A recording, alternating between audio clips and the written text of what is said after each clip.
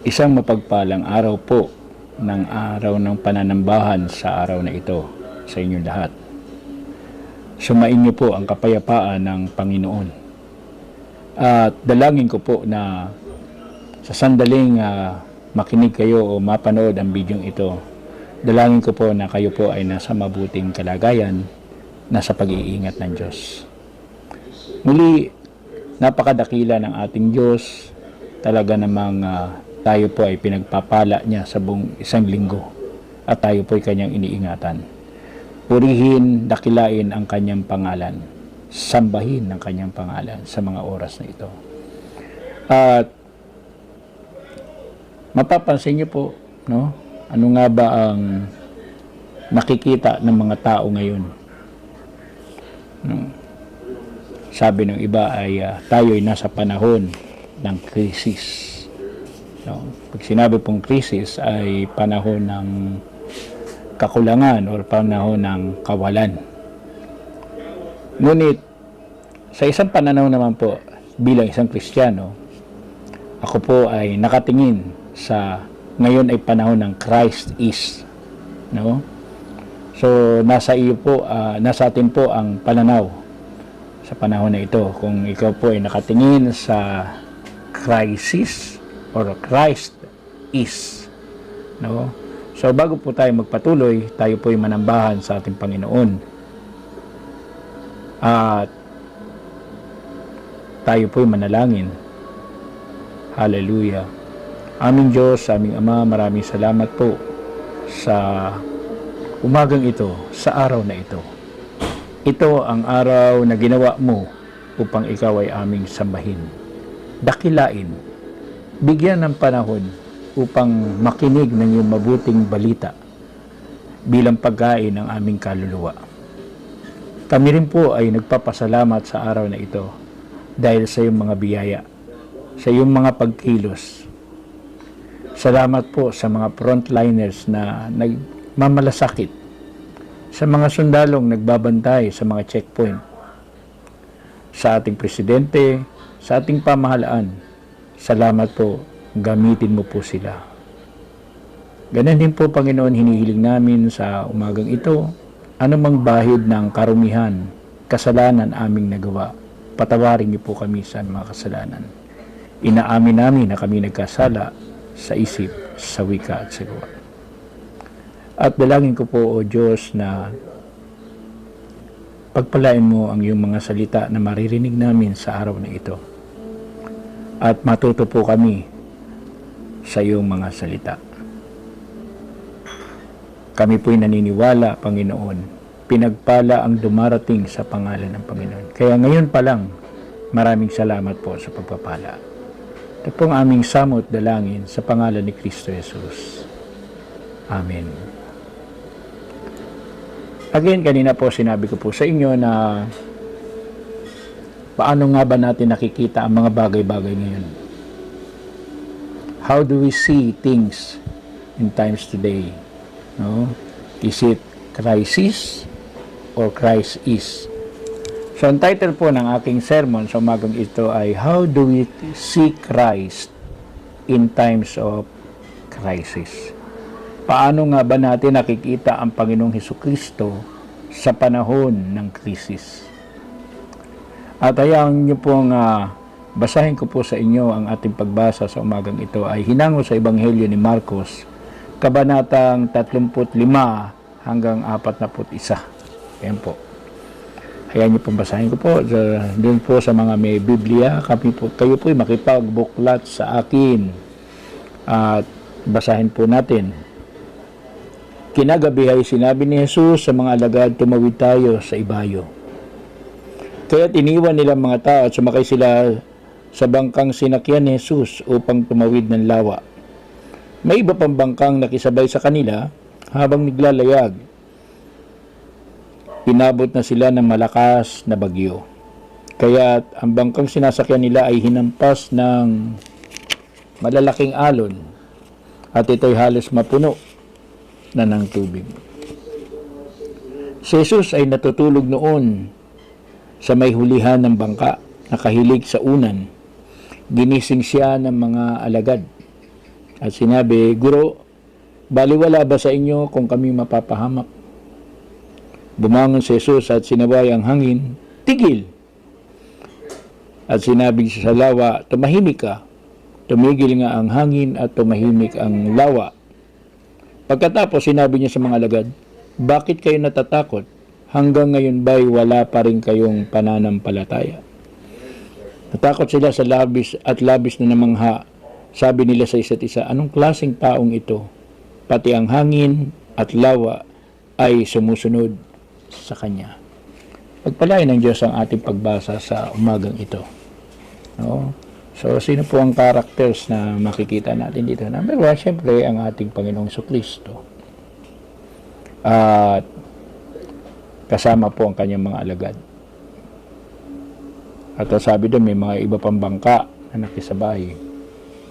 So, biglang umeksena si Bagyo. Ayan. Sa akin pong pananaw ay apat po sa alagad ng Panginoon ay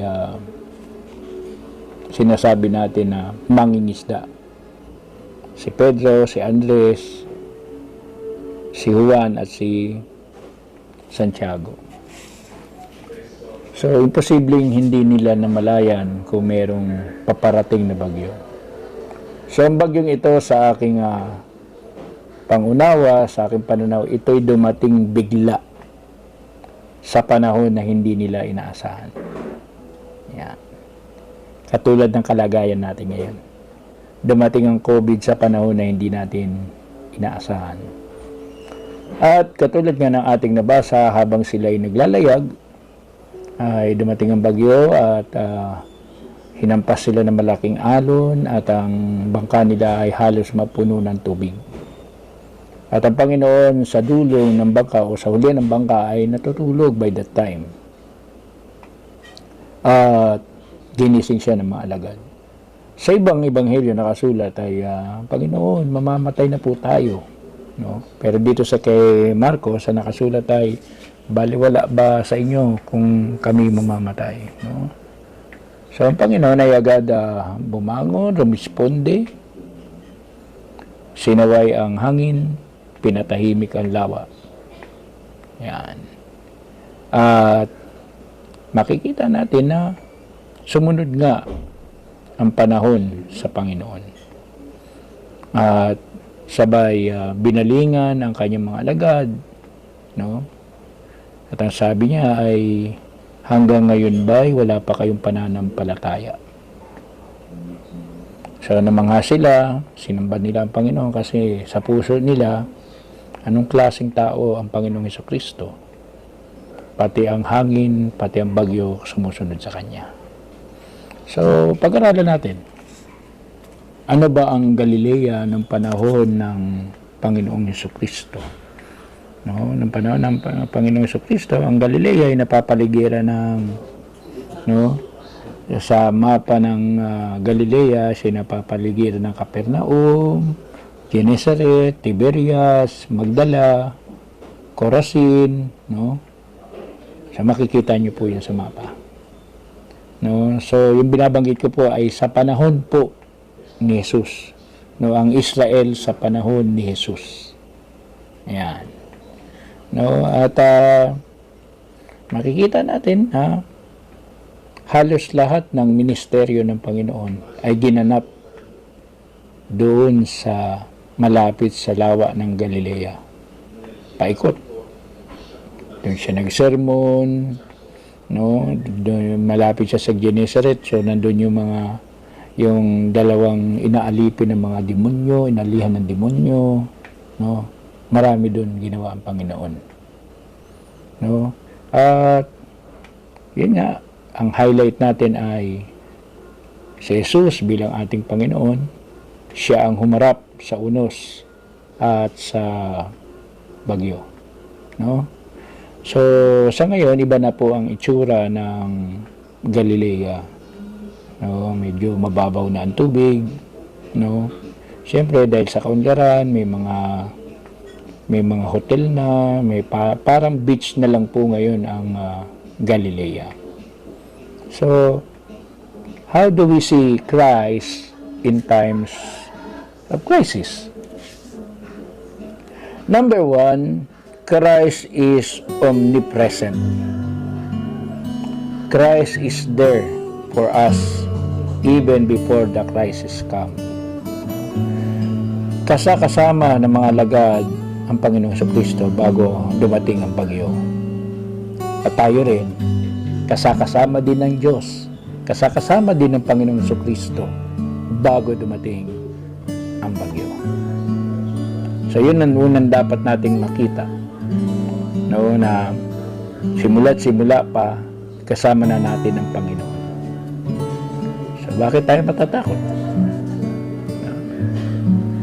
So ako po ay naniniwala na kapag kasama mo ang Panginoon, ay hindi po katulad ng tao yan na nagkakaroon ng pusong bato na kayang tiisin ang mga nasasaktan, ang mga nagugutom, ang mga nauuhaw. Sabi nga sa huling panahon, ihiwalay ang tupa at kambing. At sasabihin ng Panginoon, sapagkat ako'y nagutom, ako'y nauhaw, ako'y inyong pinakain, ako'y inyong pinainom, ako'y nabilanggo, at ako'y inyong dinalaw, ako'y nagkasakit, at ako'y inyong dinalaw. No? So, ang ating Panginoon maaring kasama natin. No? Makikita din natin, number 2, ay Christ is omnipotent. Ano mang hingin ninyo sa pangalan ko, gagawin ko. Now, Christ is powerful to help us. In just a word, isang salita niya lang sa mga bagyo at tumahimik ang mga ito. So, sabihin mo sa katabi mo, yung bagyo, lilipas din yan. Hashtag, lalagpas din yan.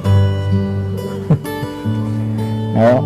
Number 3 na makikita natin ay Christ is omniscient. Christ is all-knowing. He wants us to teach during the time of crisis. So, ang Panginoon ay nagtuturo sa atin sa panahon ng krisis. At sabi ko nga, sa panahon ng krisis, doon lumalabas ang tunay na panalangin, tunay na pagsamba. Because God is a God of nothing to something, nothing to everything. No?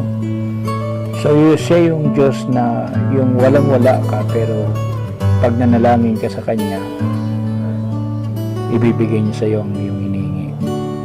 Madalas na sinasabi ng Panginoon na bibigyan ba ng Ama ang anak kapag humihingi ng itlog, bibigyan ba ng ahas o lakdan? Pag humihingi ng tinapay, anong ibibigay? Siyempre, kung anong hinihingi mo, yun ang ibibigay ng Panginoon. So, 3 bagay ang mapag-aaralan natin sa umagang ito. Christ is there even before the crisis. Christ is there to help us. And Christ is there to teach us. No? So, sabi nga, hindi natin alam kung kailan dadating ang krisis. Hindi natin alam kung kailan matatapos ang krisis. But one thing for sure, Christ is there for us. And it shall come to pass. Hallelujah. God is good. No? Christ is there for us. Before the crisis, during the crisis, and after the crisis, Christ is there for us. Magkikita-kita pa rin tayo pagkatapos ng mga ECQ, GCQ, pagkatapos ng COVID. Because God is a God of miracle. Ngayon ang panahon natin para ipakita natin sa Panginoon ang ating pananampalataya sa Kanya. Christ is there for you. Hallelujah.